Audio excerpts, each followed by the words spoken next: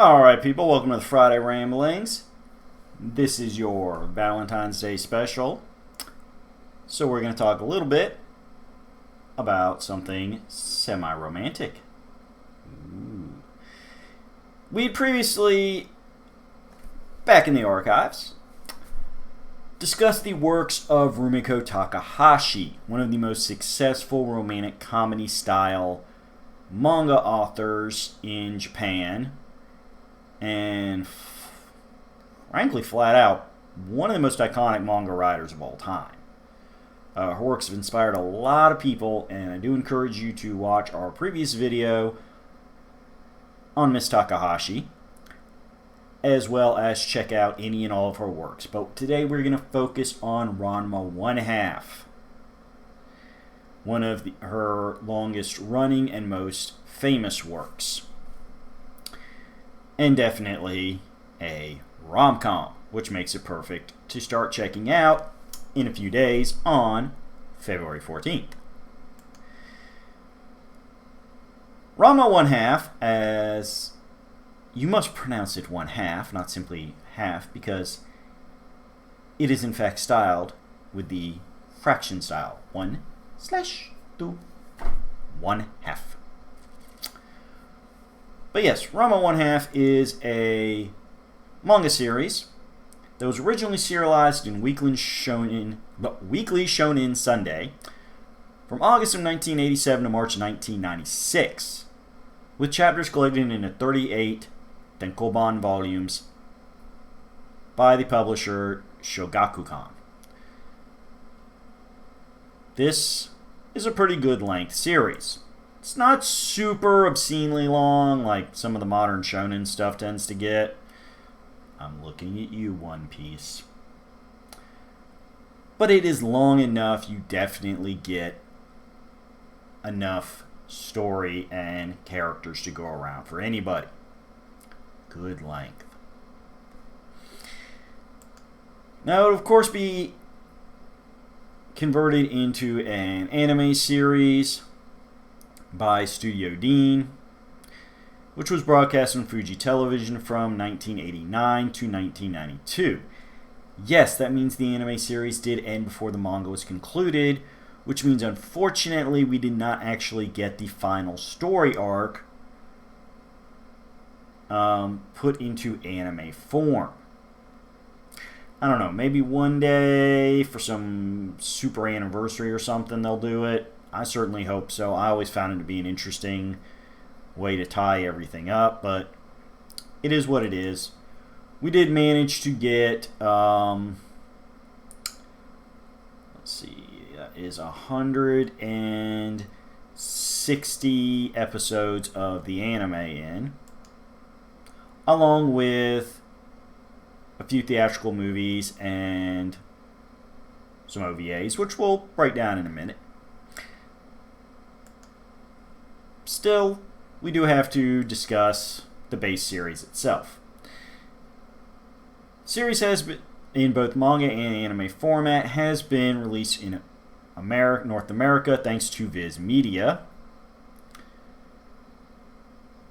And the Ranma 1/2 manga has over 55 million copies in circulation, making it, yes, one of the best-selling manga series of all time. In fact, let's go ahead and see where it falls on the list. Let's see, 1, 2, 3, 4, 5, 6, 7, 8, 9, 10, 11, 12, 13, 14, 15, 16, 17, 18, 19, 20, 21.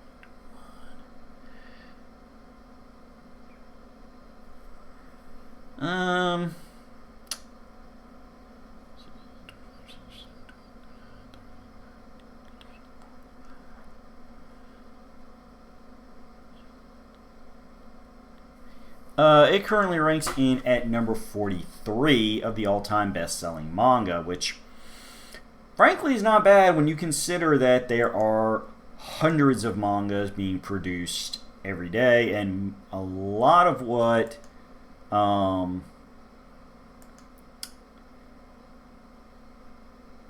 has surpassed it is series that tended to run longer. So, more volumes, more things, more copies to buy. It's kind of an oddball math thing, but still it is in the top 50 with a few spaces to spare of best-selling manga of all time. Good show. Good show.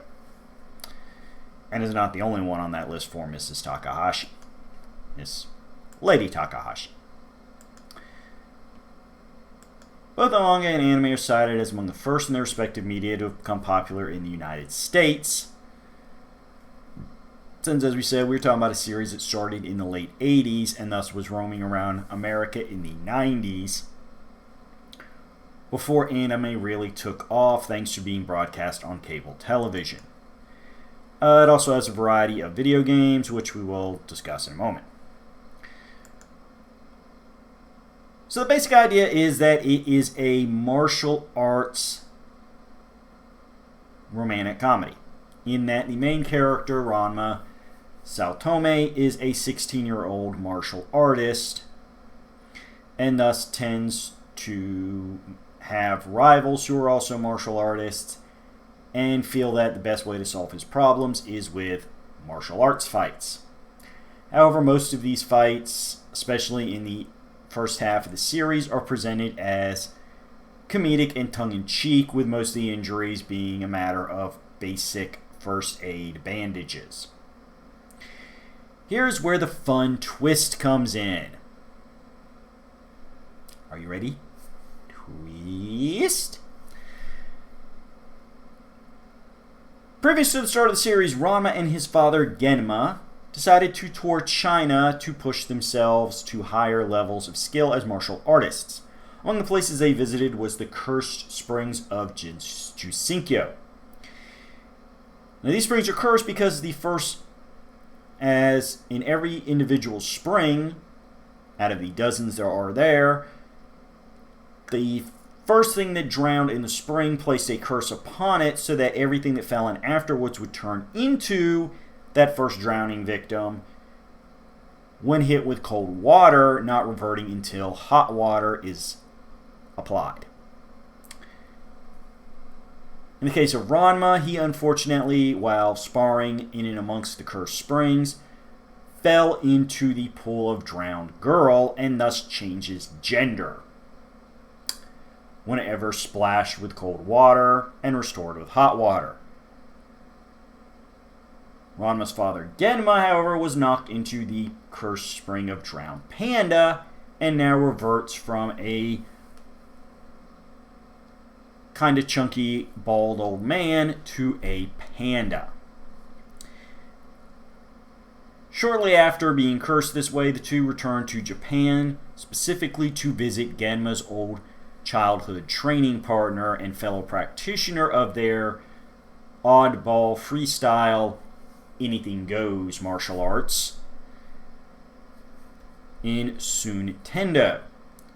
Upon arriving, Ranma, along with Sun's 3 daughters, are informed that Genma and Sun had, back when the children had first been born, or even potentially before that.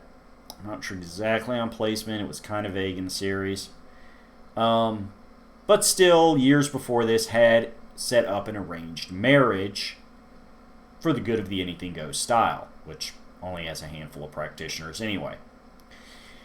The 3 girls decide among themselves to appoint the youngest Akane, as she is the same age as Ranma, and most importantly, since she has a serious dislike for men, that Ranma would be the perfect husband for her because half the time he's not even a guy. This, of course, would set up the prime comedy of the series, as our forced together couple spends as much time arguing and fighting with each other as trying to genuinely see the best in each other. This is your classic rom-com formula, no matter what country you're in, the we argue because we care couple. And nobody does this better than Rumiko. If you do not believe me, check out her other work, Inuyasha, where she has a couple different couples that love this formula. Unfortunately for Ranma, who, along with his father Genma, settled down at the Tendo household, which also is their dojo, and thus is a pretty good sized house. Ranma is forced to attend high school and very rapidly not only forms rivalry with Akane's local suitor, Tadawaki Kuno, but starts attracting suitors of his own, some of whom have their own suitors. We'll go through this character breakdown proper in just a moment. But that sets up the true beauty of Ranma 1/2, in that most of the conflict comes from somebody scheming, in most episodes, to win the heart of either Ranma or Akane, to the point that some of them actually only want Ranma in one of his forms.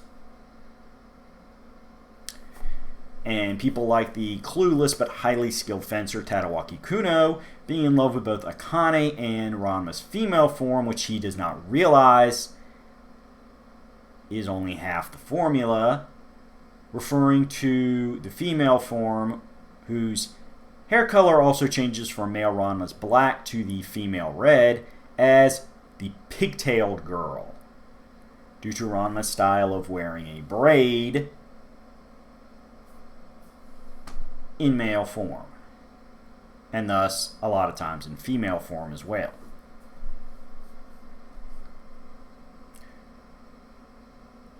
So there is your central conflict. Sounds simplistic, but wait till we get through the character breakdown. Rumiko Takahashi herself say that Ranma 1/2 is conceived to be a martial arts manga that connects all aspects of everyday life to martial arts. And that to create the manga, she worked with 4 assistants. Rumiko herself creating the story layouts before penciling and inking in the backgrounds. The series takes place in Narima, whichever pronunciation is correct, a special ward inside the Tokyo metropolis, because Tokyo is freaking huge, so it's divided into subzones. Takahashi purposefully, and quite perfectly, aimed the series to be popular with women and children, doing such a good job of it that, like myself, there are actually many older male fans of it, because it is Takahashi writing at her most brilliant.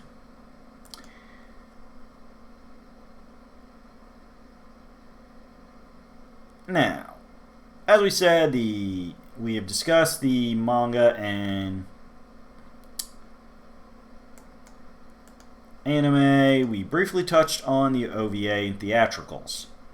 There are 2 full-length theatrical films, The Battle of Nekonron, China, and Battle at Togenkyo, Get Back the Brides,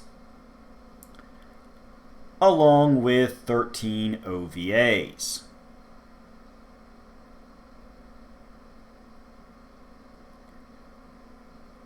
Well, originally the classic set was 12 OVAs. However, in which ran us through 1996. As recently as 2008, another OVA was released as part of the Rumik World exhibition of Rumiko Takahashi's artwork. This one is a little bit harder to find. The classic 12 OVA set has been released as a full collection here in America on DVD, so it should be easy to track down. The 2 theatrical movies are usually bundled together as a double pack, so again, not bad to track down. The anime series, as of several years ago, had seen a new release in DVD and Blu-ray, so should still be around if you poke around the internet. these are good times. So what else do we have? Well, as I said, we have video games. There have been 15 video games based on the Ranma 1/2 manga and anime series, generally in the form of fighting games, RPG, and puzzle games. Of all of them, only 2 of the Super Famicom, or Super NES as it's called in America, fighting games have been adapted for Western release.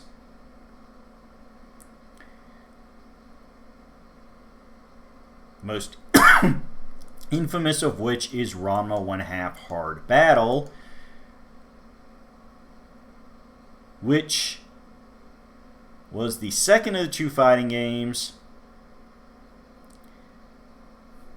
released, and as the name hints at, is actually a really hard game to play.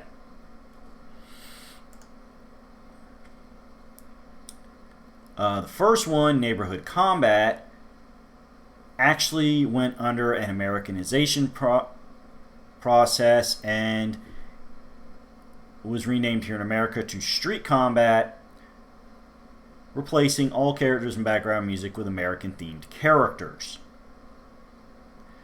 Main character Rama, for example, is replaced by a blonde man in bright blue armor called Steven. Some of the other games include Hidden Treasure, the Red Cat game, an RPG, and a rock, scissors, puzzle-based game that I have played on ROM and is kind of awkward, as it's not literally just playing rock, paper, scissors. It's more like a match 3 game, but instead of matching 3 of the same color, you have the 3 symbols of rock, paper, scissors, rock, paper, scissors, and as the pieces fall down the board, you have to arrange them vertically so that you're essentially winning a hand of rock, paper, scissors. For instance, if a couple scissors fall, the only way to erase them off the board is to drop a rock piece on top of them, because rock beats scissors. So let's break down the characters, because this is where stuff really gets good. Besides our main characters of Ranma and Genma Satome, we've already mentioned, we have Ranma's mother and Genma's wife, Nodoka Satome, who did not appear until the later chapters of the manga series. She always has a katana with her because Genma had promised, when he took Ranma off to their long training trip through China, as in they were gone from home and Nodoka for over a decade, Genma had promised to raise Ranma as a man amongst men, and if he failed, he and Ranma would commit seppuku, ritual suicide, infamous for being used among samurai. Thus, when she first shows up at the Tendo household looking for them, Genma is a little freaked out. Eventually, Nodoka would discover about their curses and was very accepting of this, not forcing them to commit seppuku as long as Ranma stayed interested in girls and continued to fight like a man among men. At the end of the series, she would move in with them, thus restoring the family unit. With the Tendo family, we have the aforementioned Akane and the short-tempered martial arts loving daughter, Sun Tendo, the head of the family, who is often brought to tears thinking of the various things that happened to his daughters and how much he wishes they did not have to go through this nonsense, as he's a bit of a stressed out worrywart at times. Soon will also conspire with Genma to further push Ranma Akane into true and proper love. Middle daughter Nabiki, a 17-year-old who is often described as an amoral businesswoman, using literally every circumstance she can bumble into to turn a profit. Her most favorite is taking photos around the house, often without their knowing, of Akane and Ranma's female form, and selling them to the somewhat wealthy Tadawaki Kuno, because he's kind of a weird, creepy guy.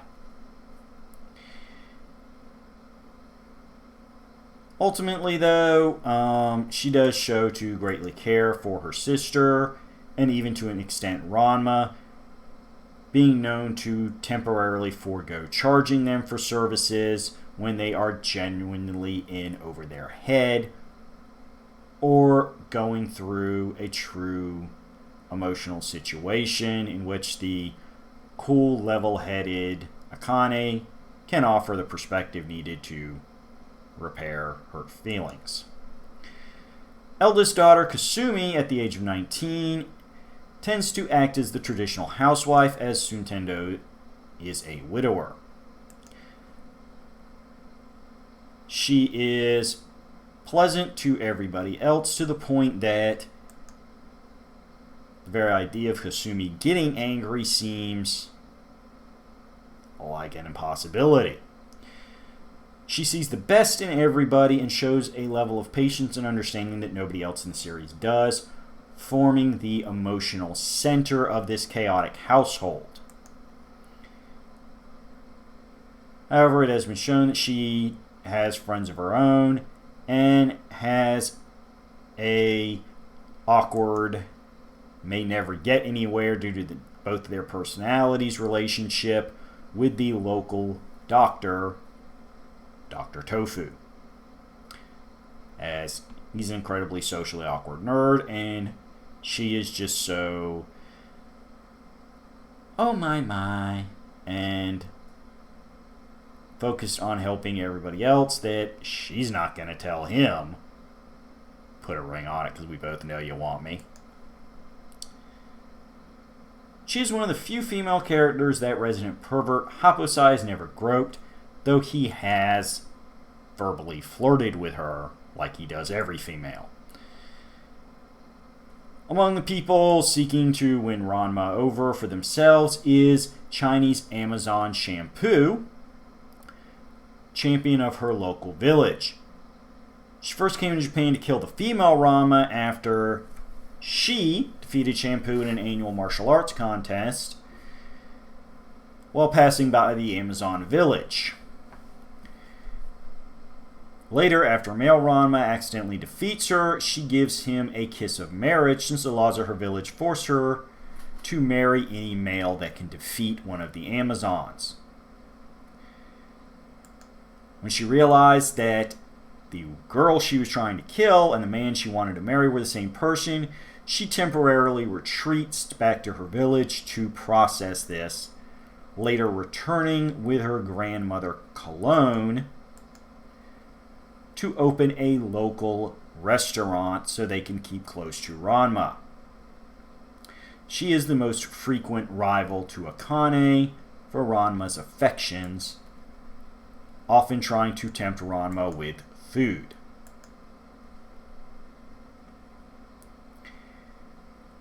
She has her own romantic intention stalker in Moose, a Chinese fighter who is a childhood friend of Shampoo. Shampoo, however, does not have much interest in him. It should be noted that Shampoo herself has fallen into the cursed Jusenkyo Springs and turns into a cat, which Ranma has a phobia of, and Moose turns into a duck. Yes, a drowned duck. Even the show admits, seriously, how did a duck drown? Like, the show knows it's silly, but that's the nature of the show. This is a world where ducks drowned.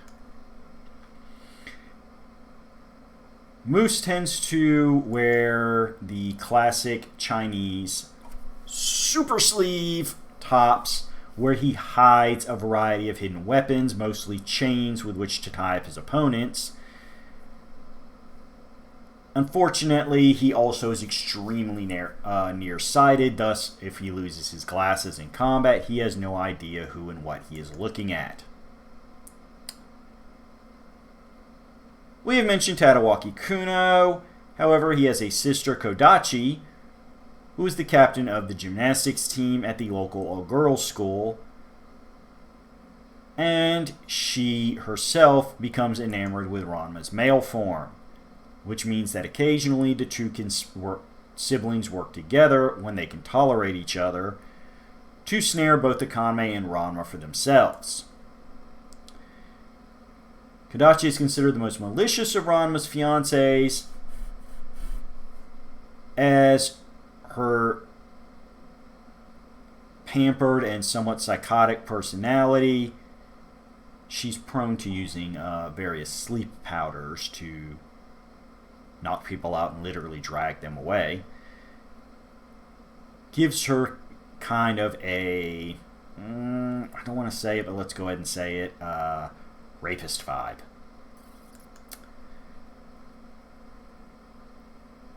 Woo! They're joined in the anime by Sasuke Sarukagure, the Kuno family's house ninja, who more often than not is helping Tadawaki, although he has occasionally helped out Kodachi as well. Among the other various rivals, though, is, and most people's fan favorite, Ryoga Hibiki, who has one of the worst sense of directions in all of anime. Even with written directions and only having to travel a couple blocks, he can end up on the other side of Japan, not understanding how. After his early conflicts with Ranma, he would go off to train near Jusenkyo and would fall in the spring of Drowned Pig, where he turns into a little tiny, you can carry it in your hands, black pig. Referred to by Akane as Pichan, she does not realize the pig is Ryoga and will, when he shows up in pig form, treat him as a beloved pet, which, given Ryoga's attraction to Akane, he goes along with in what in the real world would be a kind of kinky little relationship. He likes to be the pet. Possibly because he can get away with literally sleeping with her, which aggravates the sin out of Ranma. Still, he is, by and large, a gentleman and tries his best. He himself would later gain a potential love interest of his own,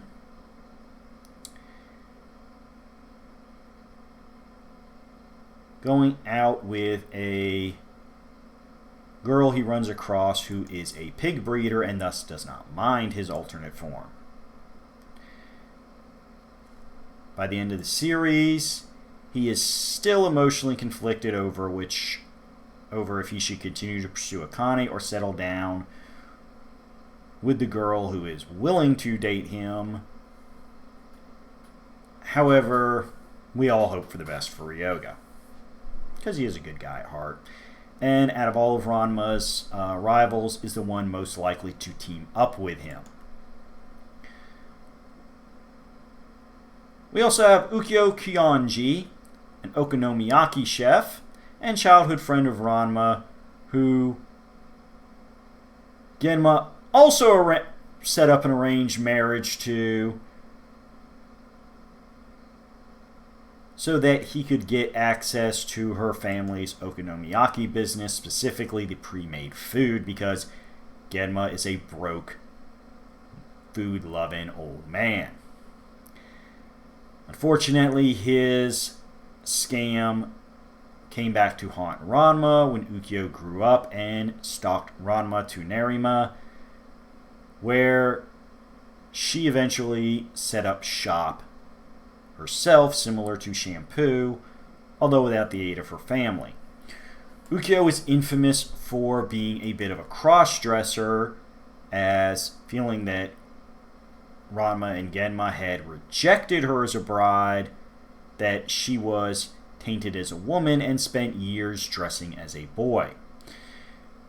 Ranma eventually discovering this that underneath that boy's uniform she was in fact a girl, in his own way, without meaning to encourage her to actually fall in love with him all over again, but kind of doing it, encouraged Ukyo to be the woman she really was, and Ukyo thus will don traditionally feminine clothing, though she has been known to downplay it and occasionally dress in a more gender-neutral aspect depending on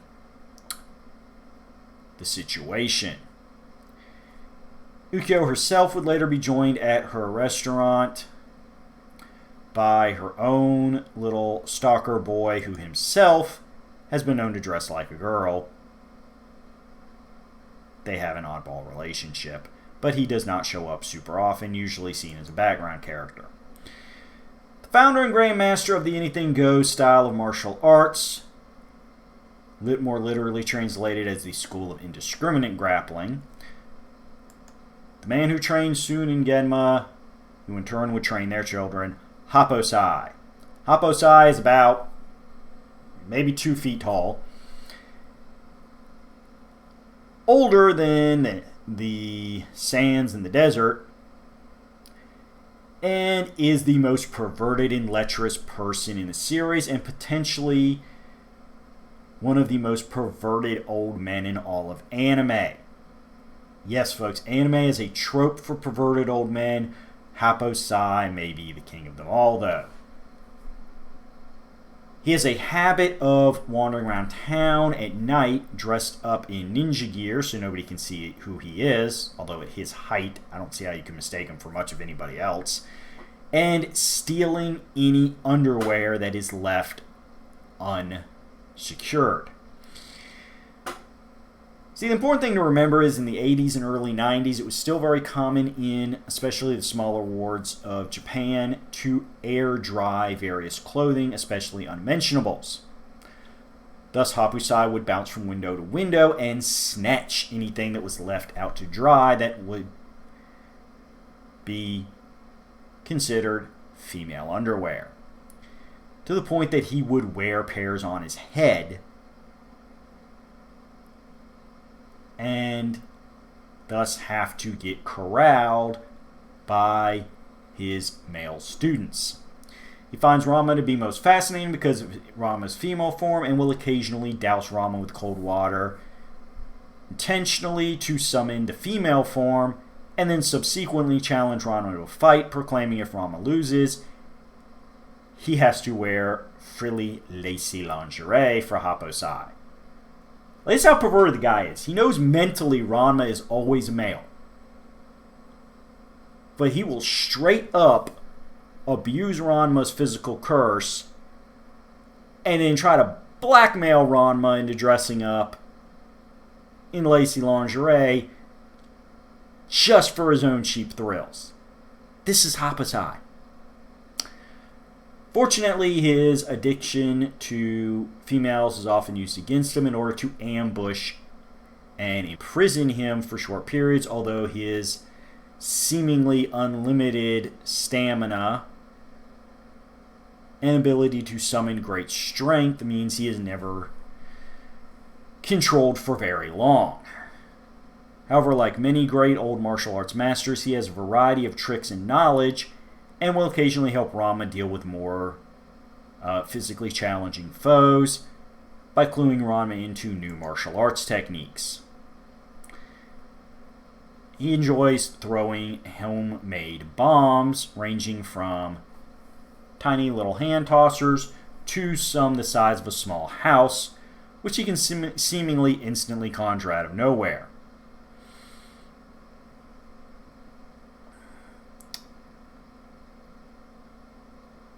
This covers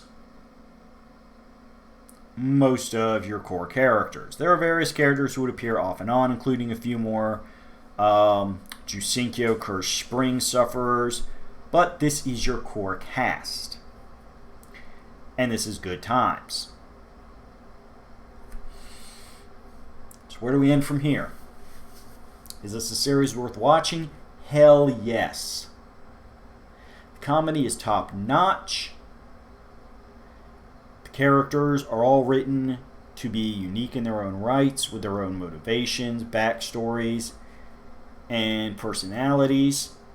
The way they not only interact with their most favored person, but will have varying relationships with other members of the cast. Weave a web of, well, this person can hang out with this person, but don't ever let these two people get within arm's reach of each other. Really, the only thing negative I can say about the series is this. If you're somebody that by Western civilization standards considers yourself to be conservative, you will probably not enjoy this show. As I said, there are a few characters that come off, especially by 21st century standards, to be sexist, kind of creepy, a little rapey. I mean, I really can't apologize for it. If you can watch it with an open mind, they are all funny characters having their endearing sides, but individual actions can look very bad outside of context.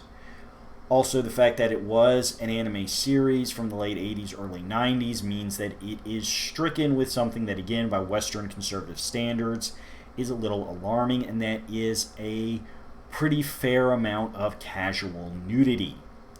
Usually seen as partial nudity, characters, both male and female, being seen in their underwear, or, well, they're naked, but we're really only seeing them from the backside and above the waist, so it's implied nudity.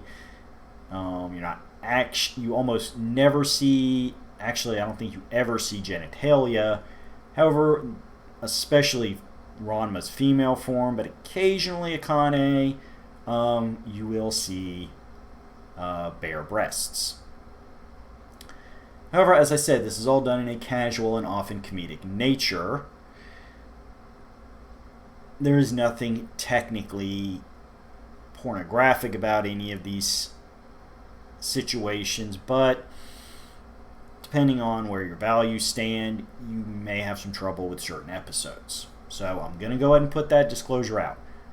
Me personally, I don't mind it. I understand the context it's being put in, and I'm old enough to kind of remember those times where sex comedies were everywhere, and people being a little sexist could still be good people at their core, just having some things they need to work on mentally.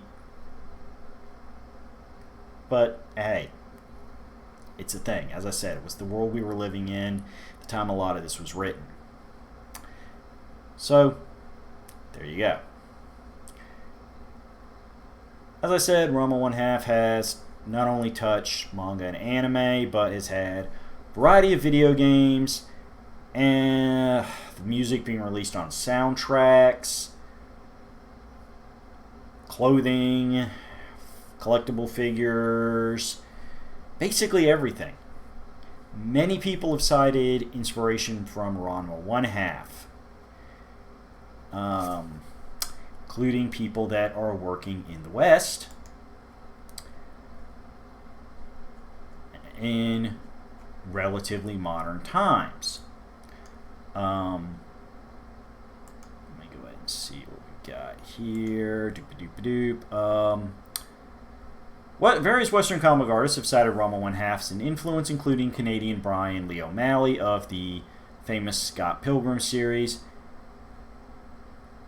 as well as Matt Bozin, creator of the Shantae video game series, citing Ranma 1/2 as a big influence on his work. In fact, intentionally titling the fourth game Shantae Half Genie Hero as a tribute to the series. So good times. I would recommend a little bit of Ranma 1/2 for your Valentine's Day enjoyment. I really hope that I have done a lot to encourage you to research this series. But whether you enjoy it or not, I'm going to tell you this, folks. Have a happy Valentine's Day. Spend time with the people you love, even if it's family, love, your siblings, your parents. you know, hey, friends that might as well be family, anybody you have a strong, positive, emotional connection to. Spend the day with them. Have a wonderful day. And then come back next Friday because we're going to have another rambling for you. And we're not done talking about Miss Rumiko. Lady Takahashi will be back because there is some other stuff she has done that needs individual spotlight. I hope you join us. Until then, though, I'm the Bardic one, and I hope you have a wonderful, wonderful week. Bye-bye.